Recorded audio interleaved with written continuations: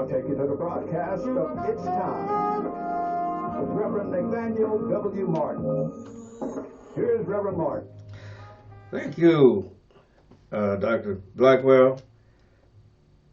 My name is Reverend Nathaniel W. Martin. Let me say Hotep of Aragani to my Africana Studies colleagues and contemporaries.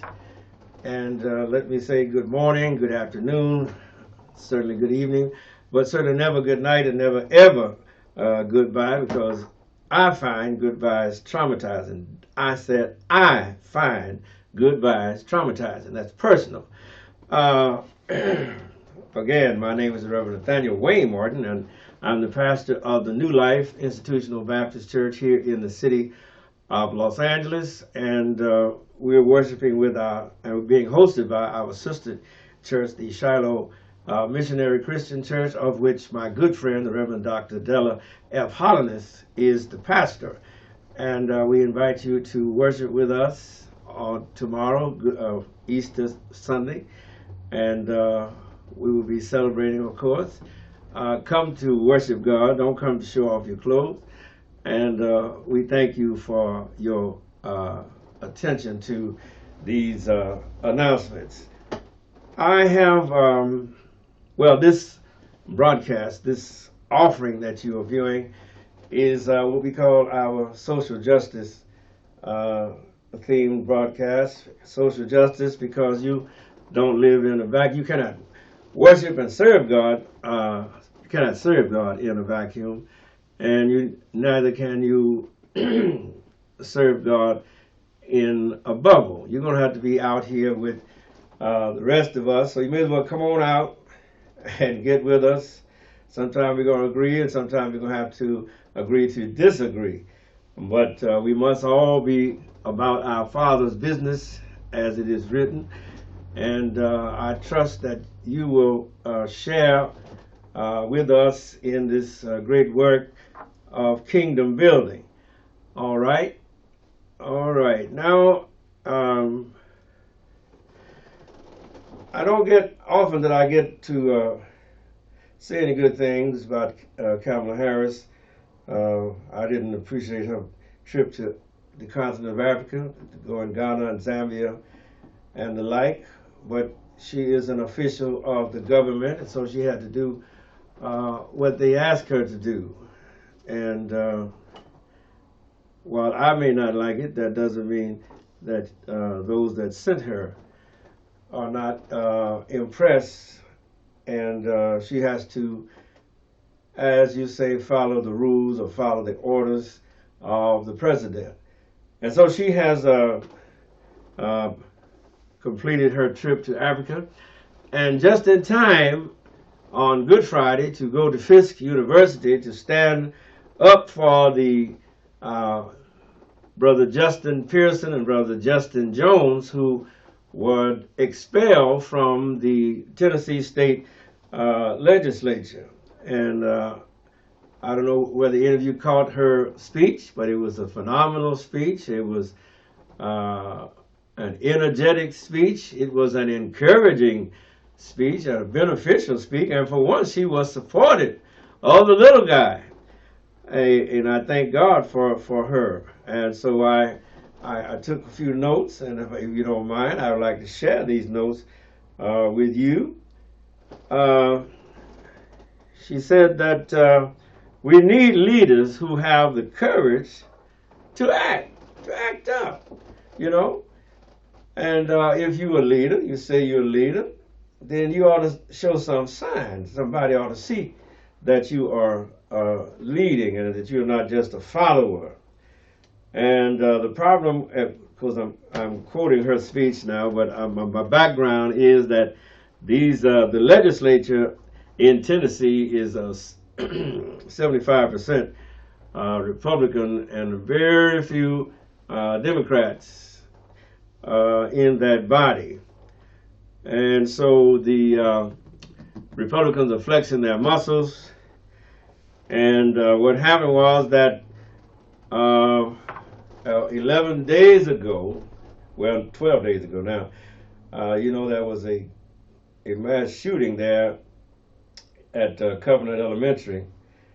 And 3 little babies, 9 years old, as Captain Harris said, and then 3 faculty, the principal, and I think 1 teacher and the custodian were always also likewise killed by a gunman who had an AR-15, and quite naturally that's a high capacity, high velocity weapon. So when you shoot AR-15, it ain't like firing a pistol. You even if it just hits your finger, it's going to do a lot of damage, because the a lot of the rounds are what you call dum-dum rounds, and they may hit your finger and take off your whole hand because of the fact that the round fractures, splinters, and goes everywhere. And that's why those things should be banned. Those type of weapons should be banned, because those are war weapons. Those are weapons of war. Those are assault weapons. You don't assault nobody unless you're in war. Why they are out there on our streets is because of the Second Amendment, and because of the influence, the lobbying efforts of the NRA. And of course they own the legislature down there in Tennessee. So consequently, they have been able to contribute to the campaigns of all of these 75 Republicans. Trust me, when you go back and look at their records, of course, if you get a chance to look at their campaign records, because some of these states have passed laws where you can't see who the donors are to their campaign. But trust me, they have received money from the National Rifle Association and the like, and as a result, they vote pro-life. Excuse me, wow. They vote anti-life because they vote pro-gun. And these guns are killing our children, and as Vice President Harris was observing, children should not, our babies must not go to school in fear, to be taught to read, write, and hide because of the fear of some shootings. The underlying issue, she says, is gun safety laws. And she says that means you need to have background checks. You might want to know if the person that is coming to the store to buy a weapon has a court record, and an assault weapon has no place on the streets of civil society. All right. And she said, don't fall for the false choice. What is the false choice? Well, it is the Second Amendment, which says that the right of the people to bear arms shall not be infringed. And the other amendment, of course, would be the First Amendment, the right to free speech. And Vice President Harris says that we must not fall for the false choice. All right. Now let me get to some of her other remarks. She praised, or she complimented the Senator, what was his name, Representative Justin Pearson, and Representative Justin Jones. One was representing Memphis, and the other was elected from Nashville. And it so happens that the owner of this station is from Nashville, Tennessee. Should have got him in here. But the point is that she was very supportive, and she was very straightforward. She says that when one is a born leader, it is only a matter of when you kick that in, when that leadership will start. Then you know that you will see leadership at every stage of life if people choose to turn that leadership on. a very positive message, and she remarked how the 7,000 students had went to the state capital, Tennessee, to speak for liberty and freedom, respect and dignity and justice.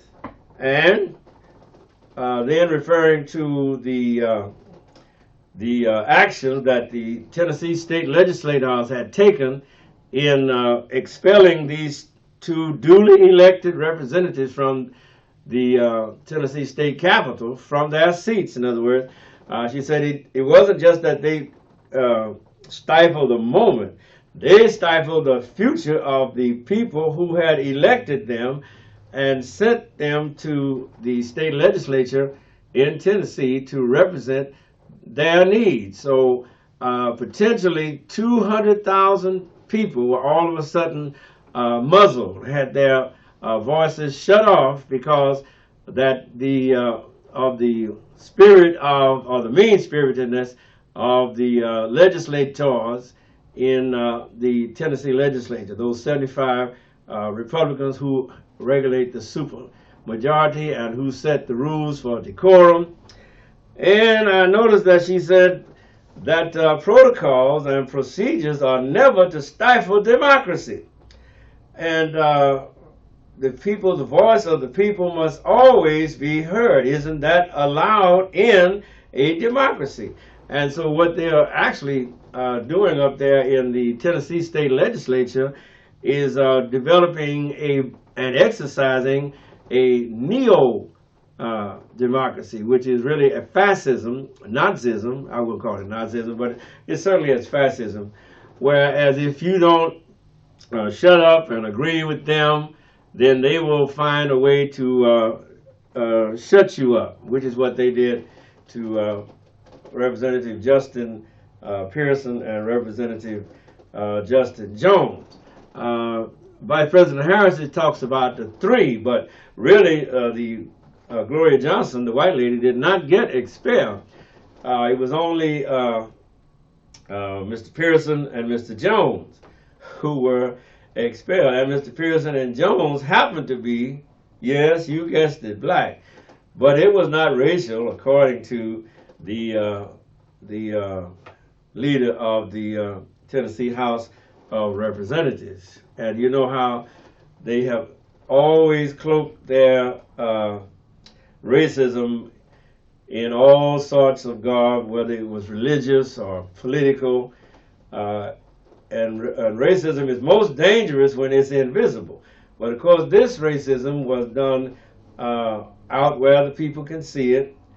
And consequently, people have remarked on, couldn't help but remark on how it looked when you cast out two black representatives, and you know, you don't cast out the white representative. Just saying. But back to Dr. Harris's, Vice President Harris's remarks.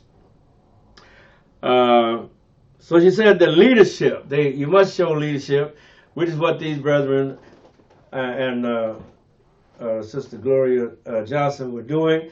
They were exercising leadership, which is in short supply in our world, and especially when it comes to standing up to the NRA, the National Rifle Association. And they own a lot of these senators or representatives in these state houses. Make no mistake, you have a battle on your hand because they have gotten themselves, they being the NRA officials and lobbyists, have gotten themselves entrenched in these state legislatures, which is where the bills are made. And they write the laws, the very laws that are passed later. And some of those laws, or you can tell that the so-called representative or senator didn't write it because he doesn't even know, he doesn't even read that.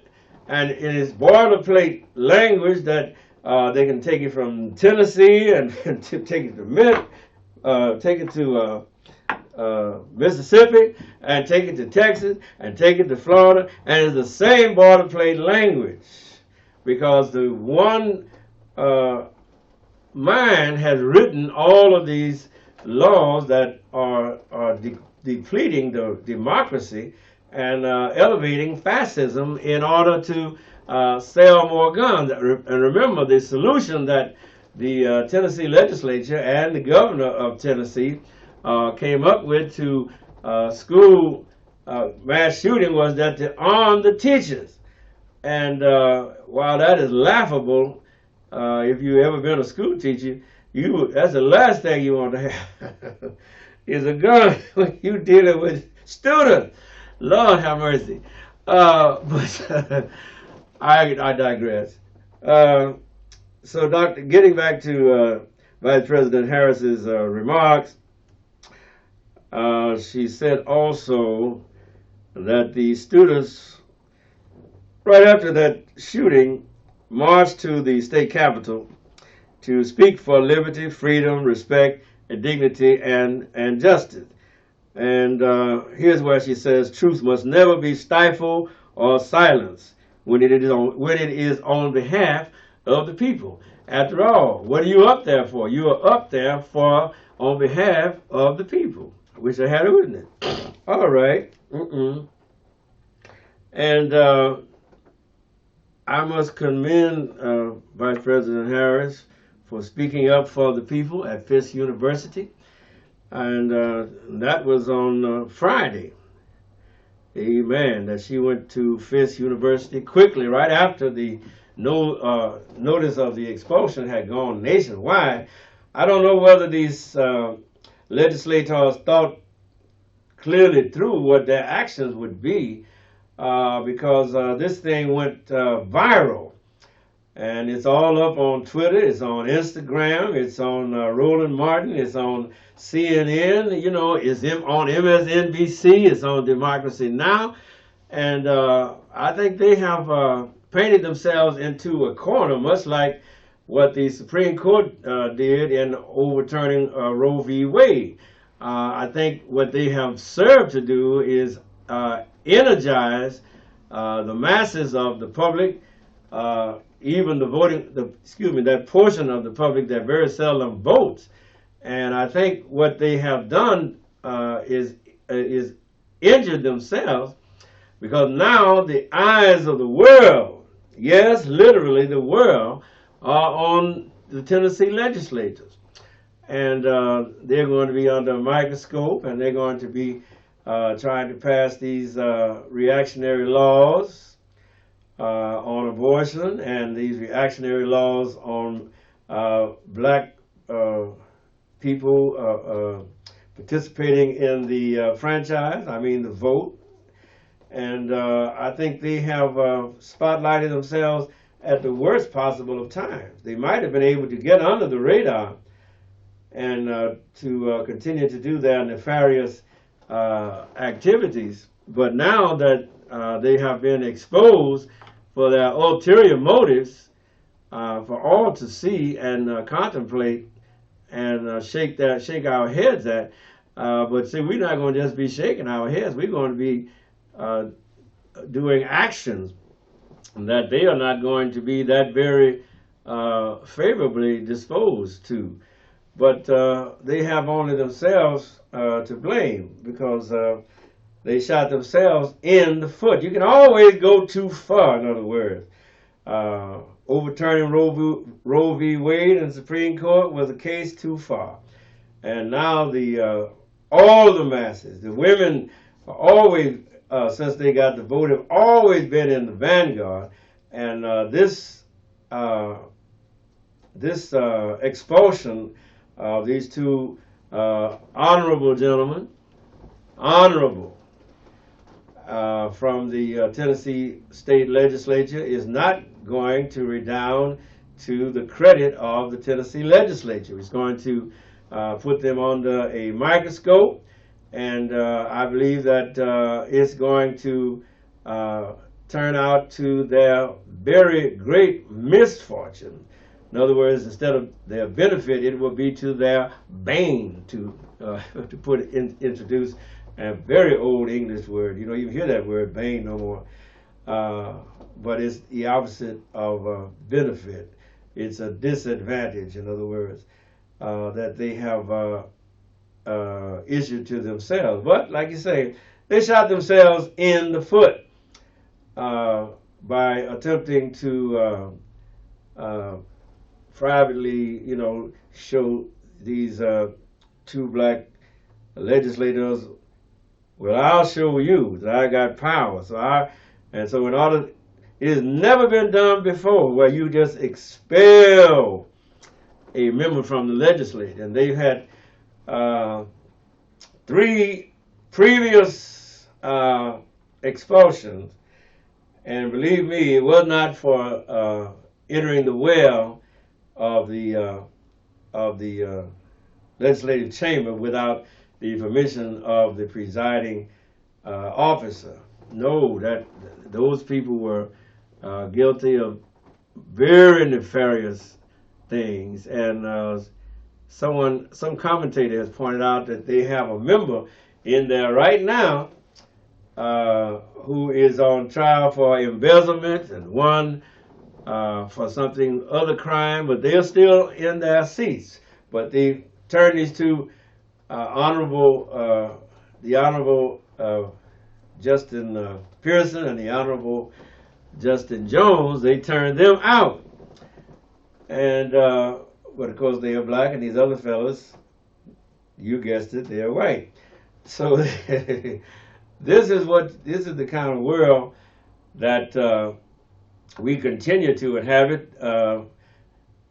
Things have changed, but in many ways things have not changed. They continue to find ways to cripple our voices. They find ways to disenfranchise our people, they being the white establishment, the white supremacists, all over the country, not just in the South.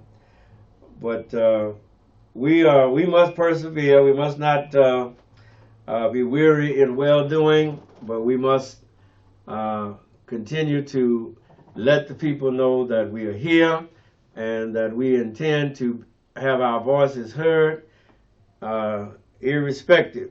Now, tomorrow is Easter Sunday, and I want to wish all of you would go to church. I know some of you not, but when you go to church to worship. Don't go there to show off your clothes. We got too much of that preening and prancing and parading around, and it's become a burden. If you don't get up and go to early morning service, all you're getting at 11 o'clock is just the Easter parade, and that type of thing, and it's got to be curtailed and stopped, because Jesus rose for our salvation. He didn't rise for no Easter parade, and all of these things that we have attached to the resurrection, springtime, and the spring vernal equinox. No. You need to talk about Jesus, him crucified, dead, buried, and resurrected. The lamb, not the bunny, should be our focus.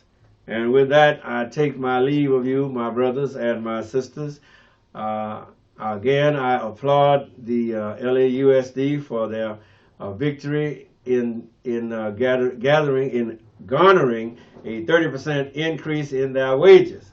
And again, as I close, I tell you, my brothers and my sisters, without fear of hesitation, qualification, or mental reservation, if you are working on a job and they don't want to pay you, take my advice and don't work for them. All right, Doc, we give up.